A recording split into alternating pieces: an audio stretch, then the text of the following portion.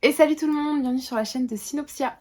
J'espère que vous allez bien, on se retrouve aujourd'hui à la veille de l'été pour vous présenter ma pile à lire estivale. Comme à toutes les saisons, je réalise une pile de livres que j'aimerais lire à cette saison parce que ce sont des livres qui je trouve collent bien à la période, qui me font penser à cette période, que j'ai envie de lire à ce moment-là. Et du coup je vous ai fait une sélection de 5 romans et 5 graphiques, comme ça fait 50-50, il y en a pour tout le monde.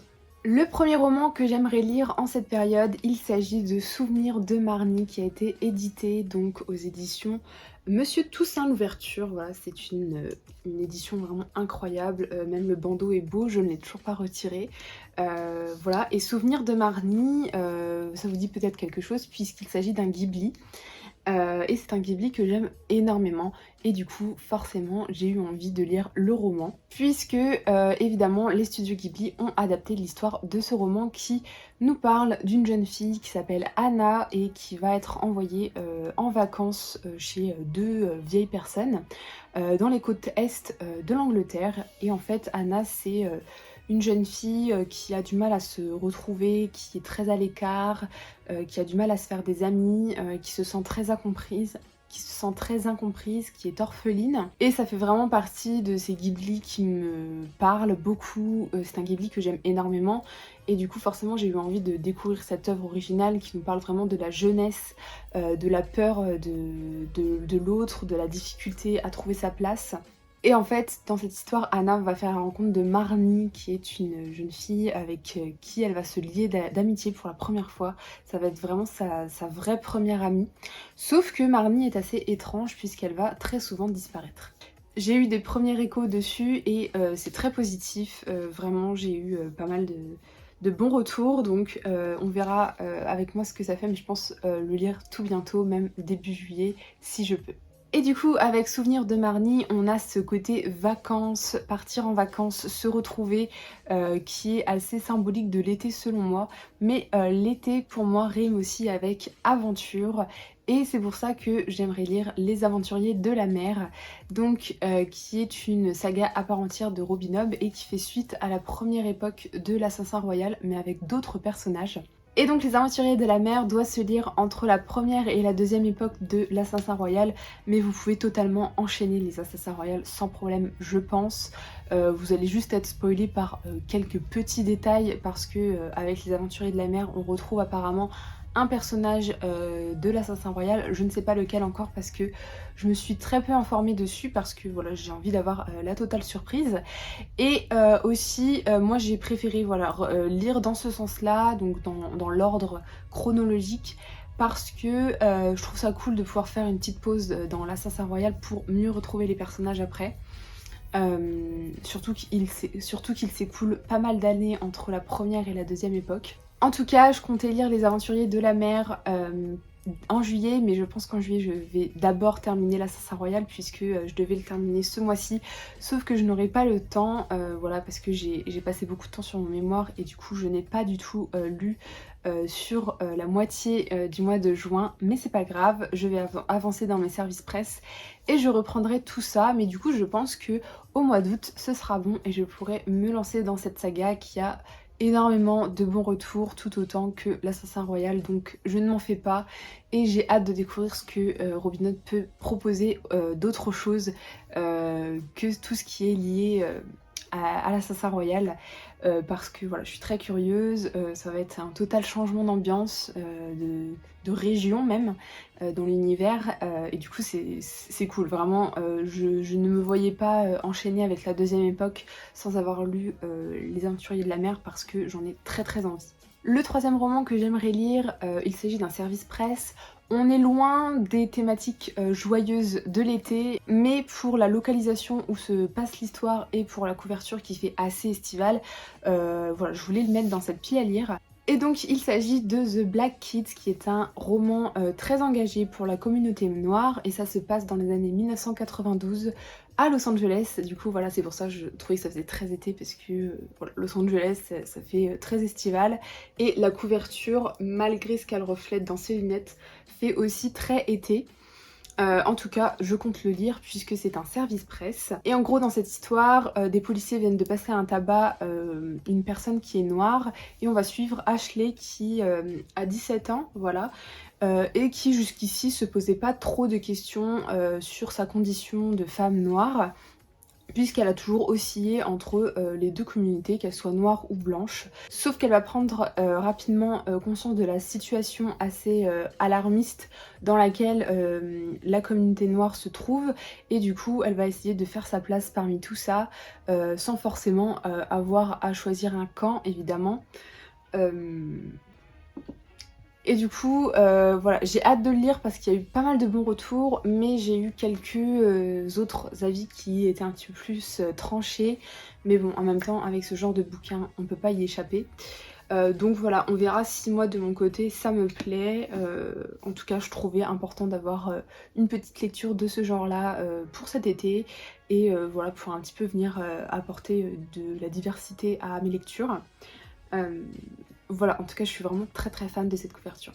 Et qui dit été dit romance, et donc j'ai pas mal de romances dans ma pile à lire puisque j'ai eu un moment où j'en ai acheté pas mal pour me faire un petit stock. Et donc là j'ai décidé que j'allais lire Crossing the Line, voilà, que j'avais acheté chez France Loisirs en occasion, même pas, il était en solde. Je l'avais eu pour 4 €, quelque chose comme ça. Et en fait ça nous raconte l'histoire de Ryan S qui a 18 ans. Il va quitter sa famille et le Texas pour le Mexique afin de vivre de sa passion qui est la boxe. Et de l'autre côté, on a du coup Dalila qui est une fille d'un des avocats les plus influents du Mexique. Elle est lycéenne et ces deux personnages vont se rencontrer et même si ça aurait dû être une histoire d'un soir, finalement ils vont se lier et du coup une histoire d'amour va naître entre ces deux personnages. On n'en sait pas plus, c'est tant mieux.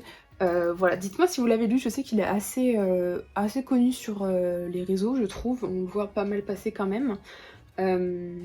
Voilà, moi de mon côté je suis très curieuse de lire, et surtout cette autrice que je n'ai jamais testée et qui a de plutôt bons avis en termes de romance. Et enfin, je termine la partie roman avec une lecture en anglais. Il s'agit de Summer Bird Blue que j'ai acheté récemment, là il y a 2-3 mois. Et du coup dans cette histoire on va suivre Rumi Seto qui est une jeune fille qui se pose pas mal de questions dans sa vie, mais elle a une certitude, c'est qu'elle veut faire de la musique avec sa sœur Léa.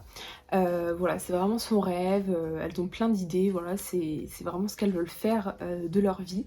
Sauf qu'un jour, Léa, sa petite sœur, meurt. Du coup, Rumi est envoyée par sa mère à Hawaï, où elle va faire la rencontre de plusieurs personnes qui vont essayer à travers leur présence d'aider Rumi à remonter la pente suite à la perte de sa sœur tragique.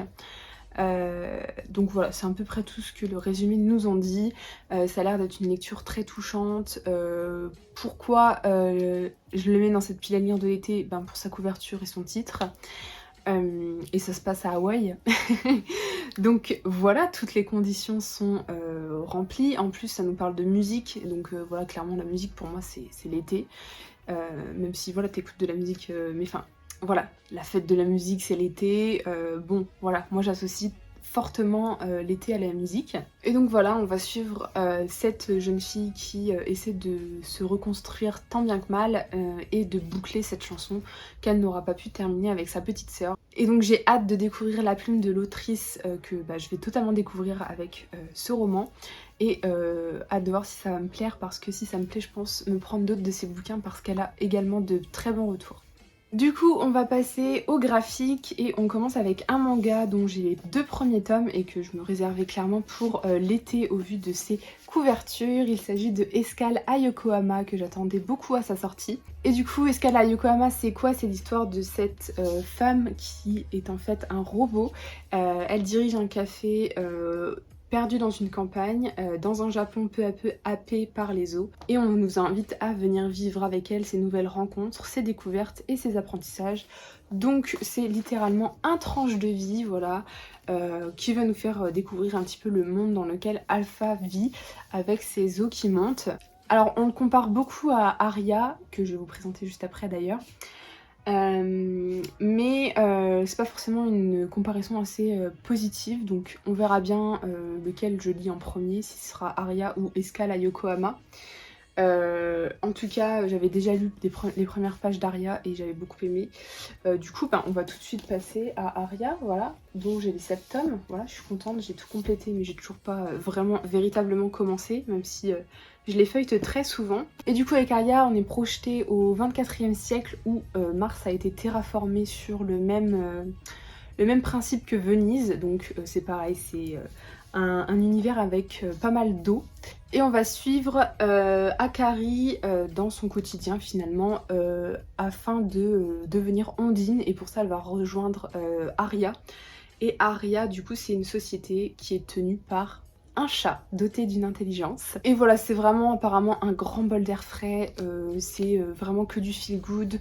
Et du coup je pense que c'est vraiment la bonne période. Là je vous avoue que je termine de tourner cette vidéo et je vais sérieusement m'y mettre parce que je sens que ça va se dévorer à une vitesse.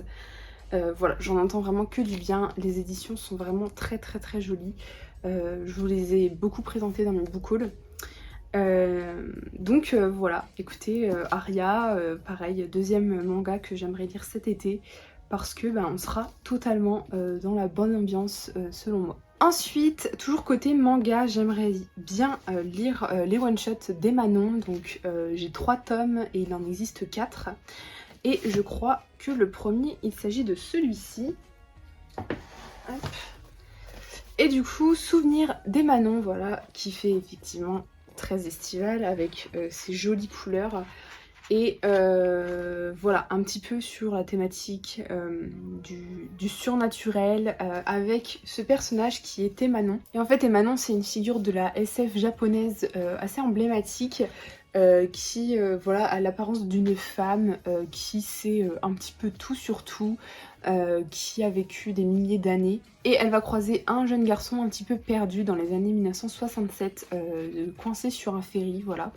Et leur rencontre va faire que ça va beaucoup aider ce jeune garçon à changer la vision qu'il a sur le monde. Ça a vraiment l'air de s'inscrire dans un truc très tranche de vie, malgré ce petit côté SF avec ce personnage.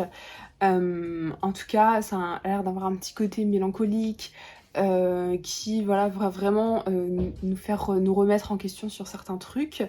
En tout cas, c'est ce que moi j'imagine avec ce qu'on nous dit dans le résumé. Et voilà, j'ai envie de découvrir un petit peu ce personnage d'Emanon à travers ces plusieurs histoires et voir à quel point elle pourra peut-être me marquer. En tout cas, les couvertures sont vraiment super jolies, le format est super agréable. Donc voilà, j'ai très très hâte. Ensuite, ça il s'agit d'un achat que je ne vous ai encore toujours pas présenté puisque c'est un de mes récents achats. Un achat fait parce que Pika arrête sa commercialisation. Attendez, je viens de voir un truc là dans le truc. Qu'est-ce que c'est que ça? Ouah, je suis choquée. C'était un service presse. Oh, mais j'ai une carte. Du coup, j'ai acheté d'occasion L'Homme de la Mer parce que donc, Pika a annoncé la fin de sa commercialisation avec d'autres titres de chez Pika Graphique qui me tentent aussi, notamment Nos yeux fermés. Donc il faut aussi que je me procure avant la fin de tout ça du coup, parce qu'il a eu de très bons avis également. Mais bref, je suis tombée sur celui-là pour pas grand-chose. Et du coup, en direct live, je suis tombée aussi sur la petite carte qui va avec. Donc du coup, je suis plutôt contente. Et donc du coup, dans ce graphique en couleur, voilà, ça a l'air d'être super agréable visuellement. On va suivre donc Anna qui vient de se faire licencier de son travail suite à une dispute avec son patron. Du coup voilà, elle a un petit peu le moral dans les chaussettes et elle va se réfugier au bord de la mer où elle va faire la rencontre d'un homme qui est un pêcheur de coquillages. Et ni une ni deux, elle va se prendre de curiosité pour cet homme-là qui a l'air de receler de plein de mystères. Et elle va lui demander de lui apprendre la pêche au coquillage. Et peut-être qu'avec cette activité, elle arrivera à retrouver un petit peu le sens de sa vie. Donc voilà, j'étais très curieuse de le découvrir parce que voilà, j'aime beaucoup ce genre d'histoire où tu recherches un petit peu d'où tu viens. L'occasion s'est présentée, ça me tentait bien et puis voilà, écoutez, c'est parti, je vous dirai ce que j'en dis, ce que j'en pense, mais en tout cas évidemment la mer, l'été. Et pour terminer cette pile à lire de l'été, j'aimerais lire un roman graphique qui se nomme Cet été-là. Et donc voilà, on termine en beauté avec un titre qui est effectivement très estival. Et donc dans ce roman graphique, c'est tout en noir et blanc du coup, comme ceci. Voilà, je n'ai jamais lu quelque chose des Tamaki. Et c'est vrai que je trouve que la couverture est très attrayante et la thématique du passage de l'enfance à l'adolescence qui est assez difficile parce que tu laisses un petit peu ton monde innocent pour faire face aux problèmes un petit peu de la vie avec certains complexes qui apparaissent. En tout cas cet été-là, j'en sais pas plus, mis à part que voilà, ça parle vraiment du passage de l'enfance à l'adolescence qui vraiment émet toutes les inquiétudes de la vie d'adulte qui commence à arriver. Du coup moi j'aime beaucoup ces thématiques-là. Après je sais que il n'a pas non plus été très apprécié, voilà, j'ai vu très peu de coups de cœur dessus. Donc on verra bien en tout cas, moi je vais le tester et je vous en redirai évidemment des nouvelles. Et voilà, du coup c'est la fin de cette vidéo sur ma pile à lire de l'été. Dites-moi vous ce que vous comptez lire l'été, si vous êtes d'accord avec moi que été rime avec musique, aventure, voyage, romance. En tout cas, moi c'est vraiment à ça que je pense en été et j'espère qu'avec ces lectures-là, je passerai un été très plaisant, mais il n'y a pas de souci à se faire de ce côté-là. Et c'est tout pour cette vidéo. Moi comme d'habitude je vous souhaite de belles lectures et de bons visionnages et je vous dis à la prochaine vidéo. Salut!